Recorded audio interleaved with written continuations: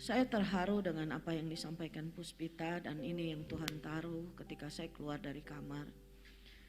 Jam 6 kami sudah mandi, kami ngobrol dan bercakap-cakap dan kami buka, dan yang Tuhan taruh adalah tetap mengasihi Tuhan dan tetap mengucap syukur atas setiap anugerah yang Tuhan beri. Sungguh Bapak Ibu, hidup itu adalah anugerah. Dalam grup di Jakarta saya dapat berita 4 anak dari teman-teman saya yang orang tuanya adalah dokter sekarang sedang dirawat di rumah sakit karena kena Omikron. Bukan hanya sekedar COVID yang sederhana, tetapi COVID yang cukup keras.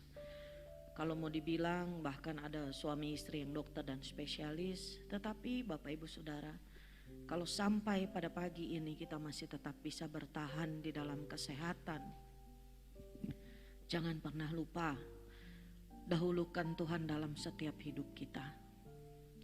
Tetap utamakan Tuhan dan selalu kembalikan kepada Tuhan rencana kehidupan kita. Selalu kembalikan kepada Tuhan setiap keinginan kita.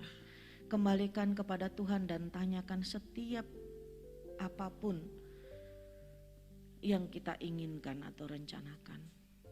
Seperti tadi cerita Puspita waktu Aven mau melamar kerja. Katakan Tuhan, kalau ini berasal dari Engkau. Tuhan jawab dengan cara Tuhan yang ajaib. Cara Tuhan bukan dengan cara manusia. Cara Tuhan seringkali tidak dapat kita mengerti. Saya seringkali alami di luar akal nalar saya. Anda mau S2, S3, S4, S-teler, tidak bisa kejar hikmat yang luar biasa daripada Tuhan yang diberikan. Bapak Ibu Saudara, dalam perjalanan dari kamar ke sini tidak begitu jauh, tapi tadi saya tanya Lis, Yesaya 40 ya kalau gak salah itu. Itu yang Tuhan taruh. Yesaya 40 ayat 31 Bapak Ibu Saudara. Tetapi orang-orang yang menanti-nantikan Tuhan mendapat kekuatan baru. Mereka seumpama raja wali yang naik terbang dengan kekuatan sayapnya. Mereka berlari dan tidak menjadi lesu. Mereka berjalan dan tidak menjadi lelah. Dalam terjemahan lain saya membaca, tetapi orang-orang yang mengandalkan Tuhan. Wow. Tuhan, ini yang Tuhan taruh dalam kehidupan kami ya. Tadi pagi kami bicara ini. Orang-orang yang mengandalkan Tuhan. Orang-orang yang menanti-nantikan Tuhan. Saya bayangkan kalau kita menanti-nantikan itu, kita punya harapan. Orang yang menanti-nantikan itu, dia pasti menunggu atas sebuah janji yang sudah disampaikan. Kalau Bapak sampaikan, Bapak pergi rapat dan kita ada janji pergi jam 2, terus Bapak bilang nanti saya pulang rapat jam 1. Saya pasti akan menanti-nantikan kepenuhan, kelengkapan, kesempurnaan dari janji itu. Sehingga menanti-nantikan itu adalah sebuah harapan atas sebuah kebenaran yang sudah kita terima. Orang yang menanti-nantikan Tuhan artinya orang yang sudah tahu bahwa yang dinantikan itu tidak akan mengecewakan. Mengapa? Karena percaya. Kalau udah waktunya ditengok lagi jamnya. Oh 1 kurang 10 menit lagi sampai, langsung saya ganti baju. Itu kenapa saya sering tegur anak-anakku tersayang. Kalau masuk ibadah, jamnya kan udah tahu. Coba dinanti-nantikan. Segini banyak anak, kamar mandi cuman 4. Kalau kita menanti-nantikan dengan kepastian, kita akan lebih bersiap. Kalau kita mau bertemu kekasih hati, menanti-nantikan itu kita akan lakukan dengan penuh gairah. Artinya orang yang menanti-nantikan Tuhan pastinya penuh dengan gairah dan penuh dengan kepercayaan, penuh dengan iman. Dan dia akan mempersiapkan diri untuk menunggu janji Tuhan itu tergenapi dalam hidupnya. Bapak Ibu Saudara, kalau orang yang sembarangan, dia menanti-nantikan, tetapi dia tidak mempersiapkan, orang yang dinanti-nantikan akan kecewa. Ya, mau diajak makan malam udah dibilang, datang belum mandi masih pakai celana pendek, terus bilang ya nanti. Mau pergi nonton udah terlambat. Tidak ada antusias untuk menanti, untuk menunggu, untuk melakukan hal yang bersama-sama. Bagaimana penggenapan janji Tuhan itu bisa terjadi kalau kita tidak melakukan yang terbaik ketika kita menanti-nantikan Tuhan. Menanti-nantikan Tuhan ini juga dapat dimengerti sebagai duduk diam berdoa dengan iman dan percaya. Apa yang akan kita dapat kalau kita menanti-nantikan Tuhan? Kita akan mendapat kekuatan baru. Ada harapan yang baru. Tadi disampaikan waktu nunggu kerja itu yang bisa membuat bertahan adalah kekuatan dari Tuhan. Kekuatan baru, iman yang baru. Secara manusia tidak ada harapan. Udah COVID, udah gak punya kerjaan. Tetapi karena mengandalkan Tuhan, menanti-nantikan Tuhan, sehingga ada kekuatan yang baru. Ada kekuatan lagi, ada kepercayaan lagi. Mungkin saya katakan tadi saya nunggu Bapak jam 1 kurang 10, jam 1 kurang 2 belum datang, saya telepon lagi. Pak, di mana? Udah deket. Yang tadinya ya terlambat, begitu dibilang udah deket. Ada gairah lagi, ada kekuatan yang baru lagi untuk menunggu, ada antusias baru lagi. Bapak Ibu Saudara, kalau kita menanti-nantikan Tuhan, kita mengandalkan Tuhan, dikatakan dengan iman, maka kita akan mendapatkan kekuatan yang baru. Tahun lalu kami menghadapi berbagai juga hal-hal yang cukup berat, tetapi dalam doa, dalam menanti-nantikan Tuhan, dalam iman, dalam harapan, kita mendapat kekuatan baru. Kekuatan baru seperti apa yang kita akan dapat kalau kita tetap setia, kita tetap bertahan, kita tetap kuat di dalam menanti-nantikan Tuhan. Yang pertama, Bapak Ibu Saudara, kalau saya lihat di sini, mereka seumpama Raja Wali yang naik terbang dengan kekuatan sayapnya. Wow. Kemarin sore Bapak membereskan jas-jas yang didapat dari Lawang, BBTC, ada Jalan Suci, ada ini waktu saya P3, ini waktu saya terus Bapak kasih. Satu lagi ada yang tulisannya BBTC, depannya ada Raja Wali, ya Pak ya? Raja Wali, saya bilang wow, Raja Wali. Kenapa Bapak Ibu Saudara dikatakan kalau kita menanti-nantikan Tuhan kita seperti Raja Wali yang melesat dengan kekuatan sayapnya. Raja Wali itu yang pertama saya katakan, dia punya kekuatan untuk berubah. Bagaimana kita diperbaharui dengan kekuatan yang baru kalau kita memiliki kemampuan untuk berubah. Kalau kita akan punya keinginan untuk berubah dan Tuhan akan memberikan kekuatan untuk berubah.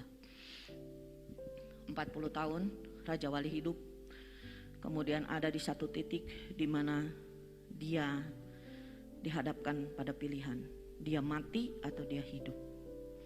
Ketika kuku dia semakin hari semakin panjang, semakin panjang, semakin panjang, dan kemudian sudah tidak bisa mencengkram mangsanya, ketika tubuhnya sayapnya semakin berat dan dia harus cabutin satu-satu, cabutin dengan moncongnya yang semakin hari juga semakin masuk. Dan dia kemudian bertahan Tidak bisa makan Bapak Ibu, bahkan sampai 30 hari, ada yang mengatakan sampai 15 hari. Dia gak bisa ngapa-ngapain. Bahkan ada cerita lagi kalau dia semakin tua, dia bisa 3 bulan dia hanya berdiam. Dan kemudian Raja Wali ini akan tumbuh kuku baru. Raja Wali ini akan tumbuh moncong baru. Raja Wali ini akan tumbuh sayap baru. Dan orang yang punya kekuatan untuk berubah ini, dia akan memiliki kekuatan yang baru, dia akan hidup lagi. Tetapi kalau dia tidak bisa bertahan, maka Raja Wali ini akan mati. Jadi Bapak Ibu Saudara, orang yang menanti-nantikan dan mengandalkan Tuhan akan mendapatkan kekuatan baru. Saya sampaikan, mendapatkan kekuatan untuk berubah. Apakah mudah untuk berubah? Saya rasa tidak mudah. Tadi disampaikan dulu masih satu pelari satu petinju. Oh bukannya satu pelari satu apa? Kalau sekarang dua-duanya sudah berubah. Saya mengalami perubahan dan harus memiliki kekuatan daripada Tuhan untuk bisa berubah. Bapak Ibu Saudara juga harus bisa berubah untuk semakin hari semakin lebih baik dan menyerupai apa yang Tuhan mau, bukan apa yang kita mau. Tidak mudah Bapak Ibu Saudara, tetapi ada konektivitas, hubungan dengan Tuhan yang membuat kita akan mendapatkan kekuatan baru itu. Kekuatan apa yang kedua saya melihat di sini Bapak Ibu Saudara? Mereka berlari dan tidak menjadi lesu. Yang saya dapat dari pengertian, kekuatan apa? Dia berlari dan tidak menjadi lesu. Bapak Ibu Saudara, kalau kita menanti-nantikan Tuhan, kita memiliki hubungan dengan Tuhan, kita mendapatkan kekuatan untuk maju. Kekuatan untuk maju bukan semata-mata kita bertambah-tambah sekolah kita, walaupun itu benar. Ya, saya sering sampaikan, ilmu apa sih yang gak ada sekarang, buka YouTube. Resep apa sih yang sekarang gak ada, buka YouTube. Memperbaiki apa sih sekarang yang gak ada, buka YouTube. Tetapi yang membuat kita maju adalah kita mau mengambil bagian di dalam kemajuan itu sendiri, mau mengambil bagian dalam proses itu sendiri, mau mengambil bagian dari pembelajaran itu sendiri, mengulang, berlatih, dan kita akan semakin hari semakin maju. Dan maju di dalam Tuhan Bapak Ibu Saudara dengan kekuatan Tuhan bukan hanya semata-mata maju yang biasa-biasa, tetapi maju di dalam hikmat dan kebenaran. Tidak ada hikmat yang bisa mengalahkan hikmat yang Tuhan berikan dalam kehidupan kita. Sehingga apa yang dipikirkan, apa yang disampaikan, dan apa yang dilakukan sungguh-sungguh hanya berasal dari Tuhan. Orang pandai begitu banyak,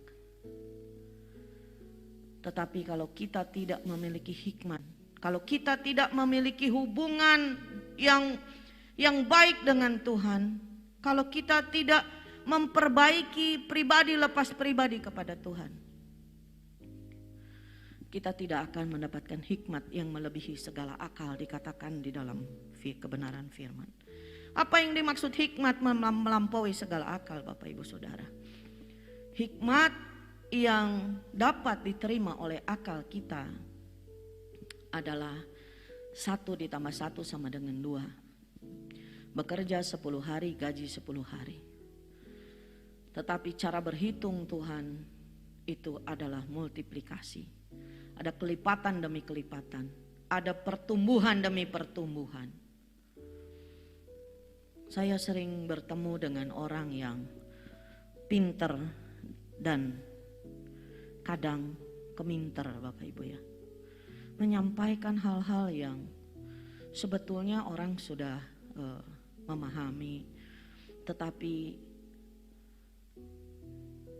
saya belajar bahwa S1, S2, S3, S apapun saya katakan, kalau dia tidak punya hubungan dengan Tuhan, divine connectivity with Lord, hubungan pribadi dengan Tuhan, akan membuat kita lebih berhikmat dan kita memiliki kekuatan untuk maju sehingga kita bisa lari dan tidak menjadi lesu. Bertambah-tambah pengetahuan itu bisa membuat kita capek, Bapak Ibu Saudara. Tetapi berlari bersama Tuhan akan membuat kita maju disertai dengan hikmat yang luar biasa daripada Tuhan. Yang ketiga, Bapak Ibu Saudara, menanti-nantikan Tuhan. Mereka berjalan dan tidak menjadi lelah. Saya tangkap bahwa kenapa habis lari terus berjalan? Kenapa tidak sampaikan dulu berjalan dulu baru lari, Bapak Ibu Saudara? Ternyata terkadang habis lari ini, Bapak Ibu Saudara, kita kadang down. Kita kadang menemui satu pertumbuhan yang seolah-olah berhenti. Ada benteng yang berhenti di depan kita sehingga kita harus berjalan. Kalau saya melihat ini sebagai kemampuan untuk bertahan.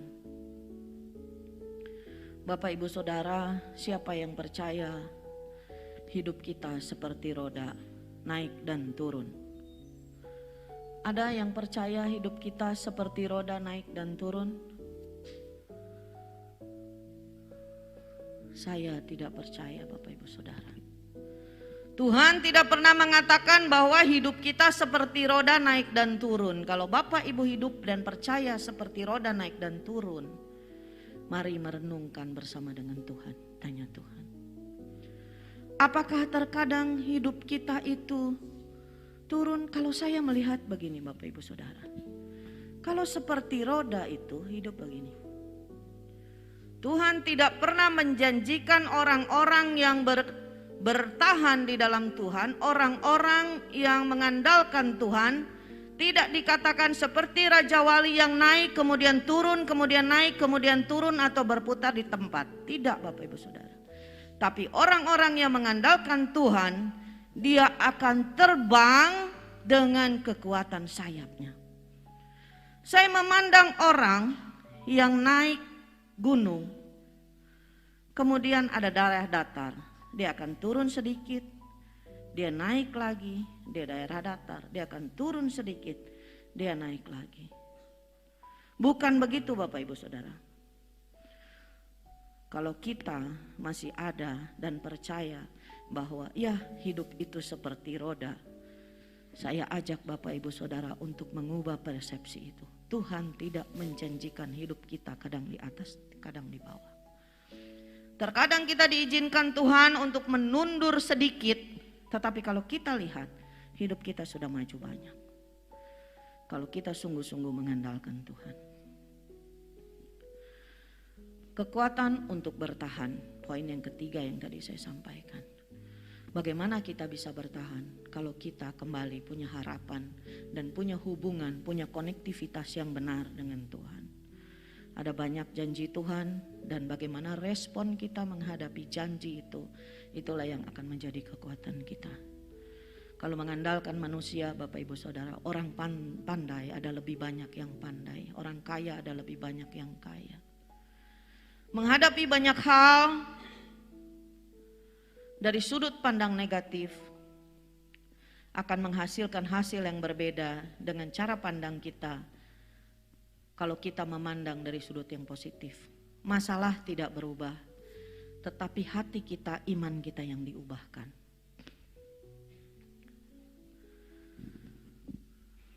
Ada satu cerita dari salah satu pasien saya, dia bukan orang percaya, dia cerita begini. Ibu, ingat gak? Waktu itu kan saya di PHK. Gigi saya sakit, kepala saya sakit, semua sakit. Saya datang sama ibu malah ajak saya berdoa. Ibu tanya sama saya, apakah boleh berdoa? Saya bilang boleh berdoa. Ternyata ibu, sesudah itu saya dapat pekerjaan lebih baik. Ibu kan bilang waktu itu, mungkin kamu di PHK untuk menyambut satu kesempatan yang Tuhan siapkan di tempat lain. Mungkin kalau tidak di PHK, dia akan tetap tinggal di dalam zona nyaman. Jadi Bapak Ibu Saudara, terkadang hal-hal yang negatif yang kita pandang sebagai hal yang negatif, terkadang itu adalah cara Tuhan untuk mempersiapkan sesuatu yang baru, yang sebetulnya kalau kita memandang dari sudut yang positif, maka dikatakan dalam Roma 8, Tuhan akan turut bekerja mendatangkan kebaikan. Tuhan itu turut bekerja mendatangkan kebaikan. Arti dari kata turut artinya kita yang melakukan dan Tuhanlah yang turut dalam pekerjaan itu mendatangkan kebaikan. Tetapi disampaikan kepada siapa ini berlaku ayat ini? Kepada orang yang mengasihi Dia. Menjadi pertanyaannya, kalau kita berharap Tuhan turut bekerja dalam segala hal mendatangkan kebaikan, sudahkah kita mengasihi Dia seperti apa yang Dia mau, bukan seperti versi kita mengasihi Dia? Dan bagi mereka yang terpanggil sesuai dengan rencana Allah, kalau kehidupan kita masih selalu berjalan dalam rencana-rencana kita sendiri, ini menjadi perenungan buat saya, Bapak Ibu Saudara. Kalau saya berharap Tuhan turut bekerja mendatangkan kebaikan bagi orang yang mengasihi Tuhan dan terpanggil sesuai dengan rencananya, sudahkah saya mengasihi Tuhan dan saya mau meresponi panggilan Allah dalam kehidupan saya? Sehingga pada akhirnya Tuhan turut bekerja mendatangkan setiap kebaikan dalam kehidupan kita. Apapun yang kita hadapi dengan kehidupan mata jasmani yang dapat kita rasakan. Bapak Ibu Saudara, saya kembali kepada ayat yang pertama, Yesaya 40 ayat 31. Saya percaya orang-orang yang menanti-nantikan Tuhan, orang-orang yang mengandalkan Tuhan, dia akan mendapatkan kekuatan baru. Kekuatan seperti apa? Kekuatan untuk mau berubah seperti Raja Wali. Kekuatan untuk terus maju, Bapak Ibu Saudara, seperti orang yang berlari dan tidak menjadi lesu. Dan kekuatan untuk bertahan seperti orang yang pada akhirnya menghadapi hal-hal yang tidak menyenangkan, dari berlari kemudian berjalan tapi dia tidak menjadi lelah. Saya percaya akhir zaman orang katakan tahun 2022 tahun yang sulit, tetapi buat orang yang mengandalkan Tuhan, orang-orang yang menanti-nantikan Tuhan, janji Tuhan itu tetap berlaku. Tuhan Yesus memberkati.